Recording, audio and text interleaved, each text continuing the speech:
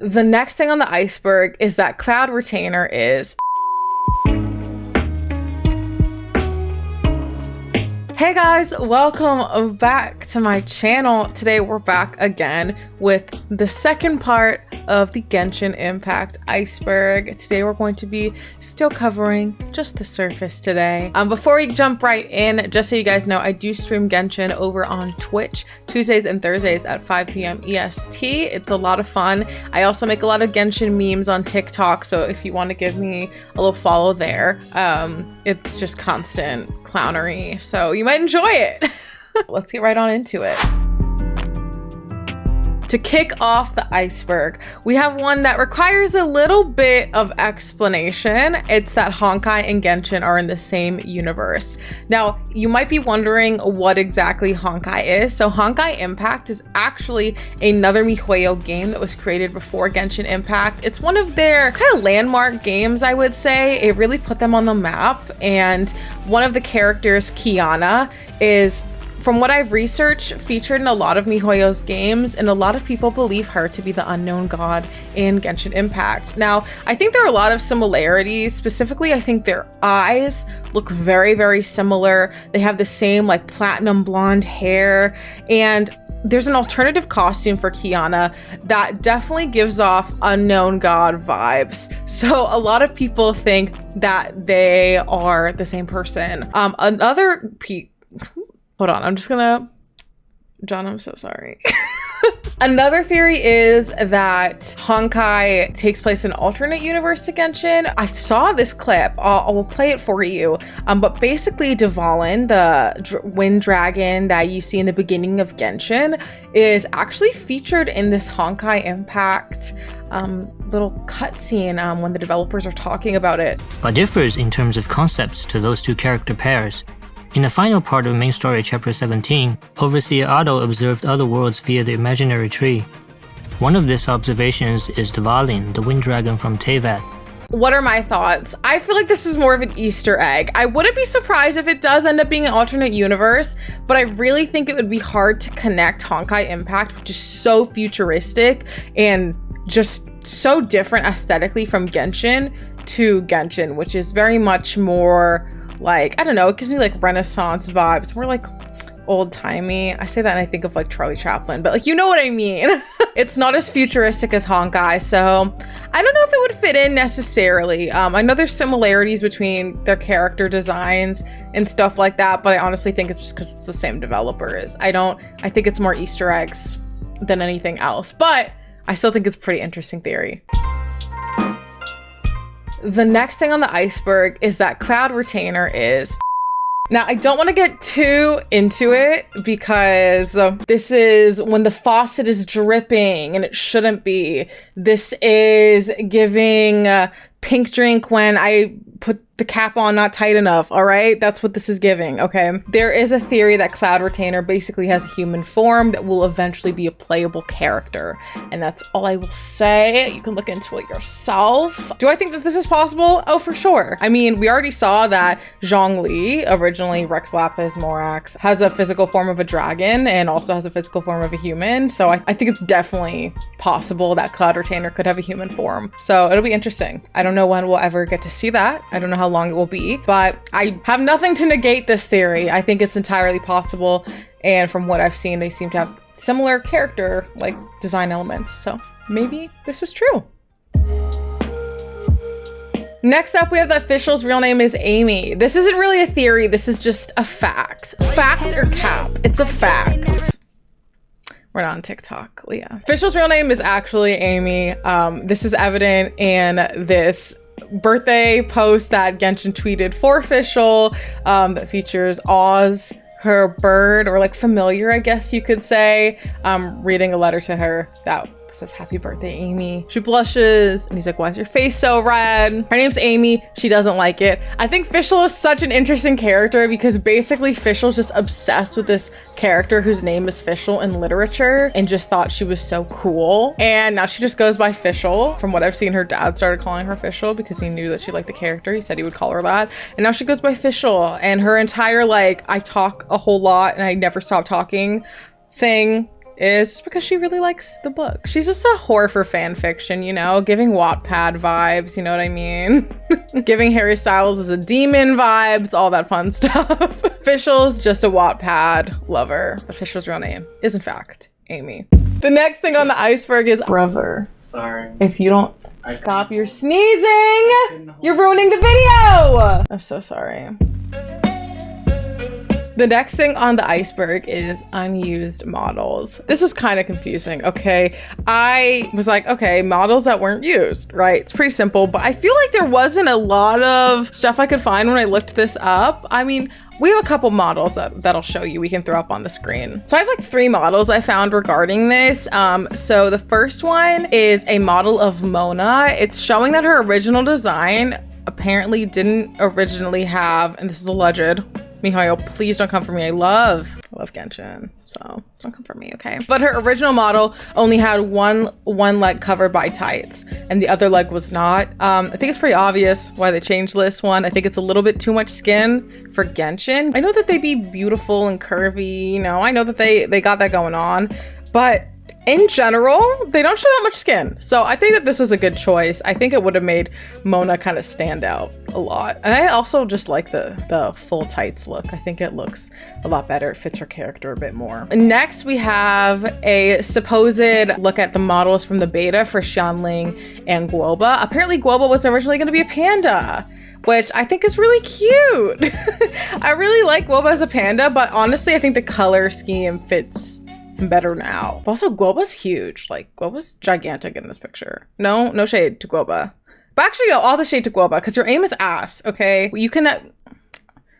I'm gonna stop myself there. But Guoba, your aim, get it together, babes. Get it together. I also like that Guoba originally had a little bow on the back of him. It's really cute. Maybe if Guoba was a panda, it would have better aim. Also, that chili pepper looks a lot spicier than the one that the actual Guoba holds. But again, these are all alleged and these are provided by a Twitter account. So shout out Lumi, but that's what this is from. I can't confirm that these are real, but from what I've done in my research, this is what is popping up. And the last one is an unused test model for a traveler whose original name in like the beta was apparently Kevin or Kate. And it's just a placeholder for the travelers. I think this is really interesting. I think you can definitely tell that this is Honkai Impact inspired because I mean, look at the forearms. They're very robotic, very similar to the robots in Honkai Impact. So it looks like a mix of Genshin and Honkai Impact. Maybe originally Genshin was supposed to have more futuristic elements. Mix. She looks like a Honkai Impact Knights of Favonius to me. Supposedly this was the test model. So nothing too crazy, but Lumi is the Twitter account that has all of these models up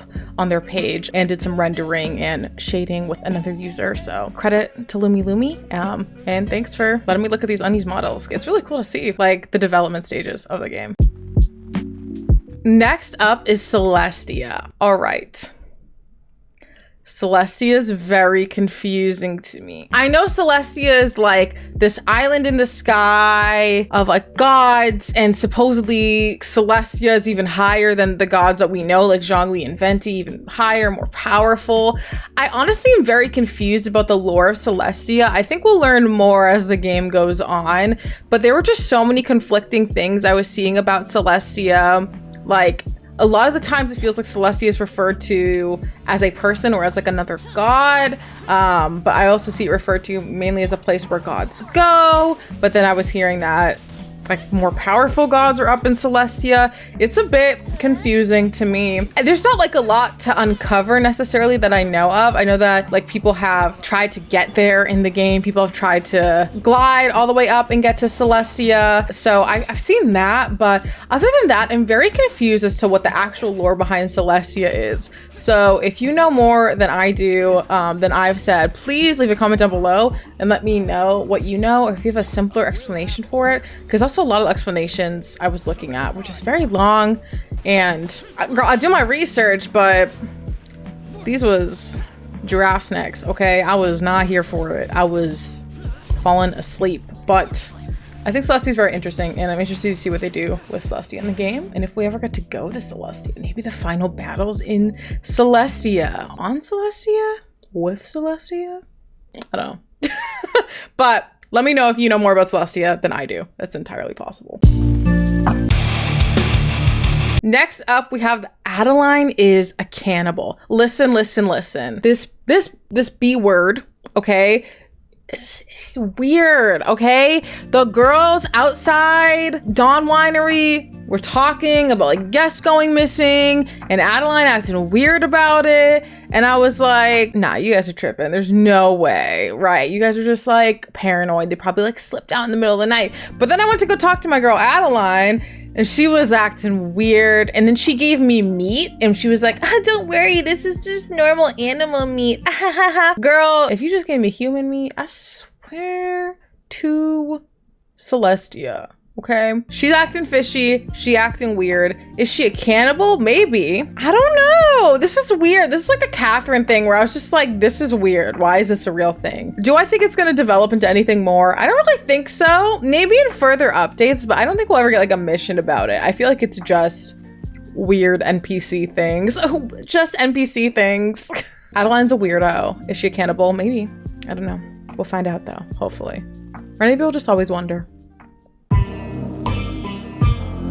Next up is dual visions. I just couldn't find a lot talking about the idea of a dual vision. However, I saw a lot of discussion about child, because if you do the child boss battle, spoiler alert, I guess, but like, you better start leveling up and do that boss battle. You'll notice that Child has a vision for Hydro, but has a delusion of Electro, right? So Child can wield both Hydro and Electro powers, but his Electro powers, which is his delusion, hurts him after he uses it. Like, it really hurts him. We see this in his mission with Tusser. This man is effed up, okay?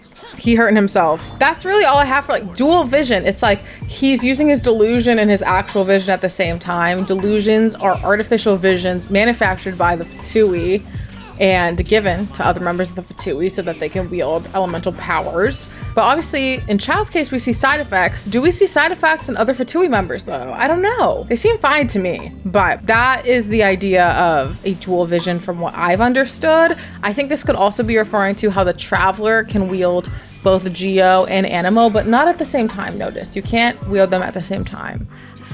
We'll eventually get all of the elements from the way that this is going, but will we ever be able to wield them all at the same time? I don't really know. As of right now, you have to switch from element to element. But basically, I think Child and Traveler are good examples of people who have multiple visions, even though Child is actually a delusion. But yeah, that's what I have for dual visions, and I think it'll be interesting to see if we see any other characters that have dual visions. We'll see. The next part of the iceberg is that Lumen and Aether are 500 years old. I don't have much to say about this. It's confirmed. I mean, it's true when you look at specifically the quest with Dainsleif, the Reunited quest. Lumen or Aether, whichever one you pick as your Traveler, talks about having these memories of khaenriah, and Paimon literally remarks, khaenriah, like those memories are over 500 years old. So Lumen and Aether are probably over 500 years old, to be honest. And it leaves a lot of questions about what do we not know about the Traveler, right? We didn't know that they were that old in the beginning of the game. We really just found this out. And what else don't we know? What happened in that 500 years that we don't know yet? I don't have much to say about it besides that it's confirmed, it's in the request, and it's related to our history with khaenriah. So I'm interested to see where that goes as well. And also, y'all better start letting my girl Lumen drink. I mean, I'm a Lumen. I picked Lumen. No, I don't main Lumen, but I picked Lumen. Y'all better let my girl drink because this bitch 500 years old. Freedom. You know what I'm saying? What am I saying? Anyways, next. Next up is account security. Now, if you play Genshin Impact, you know that account security is not the best. Literally, the most account security I've ever gotten in this game is having to drag a little puzzle piece into a puzzle. That's very easy to do. I don't even know how that would stop AI from doing that. Like, AI can track my face. I think they can move a puzzle piece, okay? I don't think it's that difficult. People have been desperate for two-factor authentication since the game's launch, really, and there were some issues with hacking as well. I know some people who got their accounts recovered, and some people use their highest weapons to level up their lowest weapons. It's like a whole mess, right? So people want two-factor authentication. We'll see if that's ever coming. I would very much like that. I think also like content creators as well, you know, you want to be safe. But at the same time, I feel like a lot of people just give away their information regarding Genshin a little too quickly in hopes of getting free primo gems. Don't do that. Don't give away your email and password to anyone for Genshin, okay? Don't do it. Don't do it, okay? But I feel like a lot of people do. That's really it for account security. We just need more of it, I would say. I would like to see, I don't know, just something else added besides that puzzle, because that puzzle not hard, girl. Making more pieces. I don't know. Next up, we have Klee's ears. Now, Klee has elf ears. Hold on. I've looked at this, but I feel like I need more information. Let me split this up. They're just elf ears. Or is it fae ears? Basically, people just think this is a different race of people. I mean, you look at Sucrose and Diona. There's clearly people, like there's literally cat people. Is Razor the wolf person? I don't know. But basically the different kind of fantasy races of people. I think that's really it for Klee. I wonder if we'll learn more about her. We're supposedly maybe going to see Alice one day. So I'd love to, which is her mother. Her mother's Alice. I would love to meet Alice and see what Klee's about. And I hope we get more information on her. But as of now, your girl has elf ears and she looks adorable with them. All right. Next up on the iceberg, we have razor manes. Now, I feel like this is just like a meme. I feel like a lot of people, when the game first came out, because Razor was a part of the original cast of characters that you could get. If you got Razor, he's an amazing DPS. So I feel like a lot of people just use Razor. Even with all the new characters that have come out, still one of the best DPSs in the game. And he's great. So Razor has a lot of mains. Razor's very cute, adorable even, and has a lot of fans. And there are obviously some memes regarding Razor mains. But overall, I think that's really all there is for this one. I don't think there's any theories or anything about Razor mains other than they like cute wolf boys, which honestly, same. I think that's fair. The next thing on the iceberg is who is Paimon. I'm really not going to talk about this too much. We talked about this in the last tier of the iceberg, the tippity top of the iceberg. I'll put a card up on one of these sides for you to check that video out. But we touch on the Paimon is the unknown god theory over there and a little bit more about Paimon. But this is kind of repetitive, I think, for the iceberg. But obviously there are a lot of theories as to who Paimon is. But yeah, definitely check out the last video if you haven't, because I go way more into detail regarding Paimon and the theories surrounding her. Next up is Xiao killed Qiqi. I refuse to believe this slander, okay? But I will talk about it anyway. Many people don't think that Xiao killed Qiqi. Xiao only kills demons. Really not make sense for him to kill a human. Some people theorize that it was by accident and she was kind of caught in the aftermath of one of Xiao's demon killing streaks, I guess. I don't really know. It just feels like Xiao kills demons and Qiqi is zombie. So people said, oh, maybe Xiao's the one who killed Qiqi. It's a fun theory at the surface, but I don't really think it lines up with any of their lore that well. I've heard things about Qiqi talking about Xiao in her voice dialogue, but I don't have Qiqi. I have Xiao and I looked through his dialogue. There was nothing about Qiqi in there. I feel like if this did happen, I feel like he would at least have a voice line about Qiqi, but I don't know. I don't think that he killed her though, but it's a fun theory. Except that I love Xiao and I will not take any slander for my favorite character. Thank you. Our last topic on the surface level of the iceberg is the chasm. Now, I don't really have a lot of information on this one, unfortunately, about the chasm. All that there is information for is really leaks. And like I said before, we ain't talking about those leaks, the faucet dripping. All right, we're not talking about that in this iceberg series. I'm sure you could Google it if you would like to. But the chasm is going to be a region, and this is not through leaks. This is just by looking at the map on Genshin. It's going to be a region to the southwest of Liyue is what it looks like, and I'm interested to know more about it. We really don't know anything about the chasm. I think it's been mentioned once or twice in quests and you've had to go to the chasm. It's really kind of just like the border area. So I'm kind of interested to know what kind of region that's going to be. Is it still going to be a part of Liyue? Is it going to have its own element? Like, are we not going to have Geo there? Is that going to be Hydro? I don't really know what the chasm is necessarily going to be full of, but I do know it is a region that is on the map already. So I anticipate it coming out eventually, but who knows? But I'm interested to see. I feel like I keep saying about everything. I'm just interested to see how everything plays out. Can you tell I love this game? I just want to watch everything unfold. But yeah, so the chasm is just a region on the map. That's all we really know about it right now. That's all that's really confirmed so far.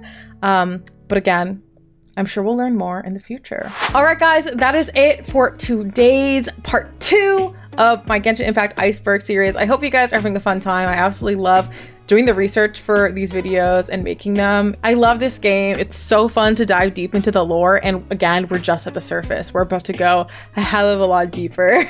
So make sure you hit that subscribe button if you want to see more of these videos. Like I said before, I stream Tuesdays and Thursdays at 5 p.m. EST over on Twitch. I stream Genshin Impact. It's my fave. So come hang out and tell me what you think about these series. I absolutely love to talk about them on my stream. So definitely pull up there. And also over on TikTok, I post a lot of Genshin memes and just Genshin shit posting. It's a great time. So making sure you follow me there as well. And also you can follow me on Twitter.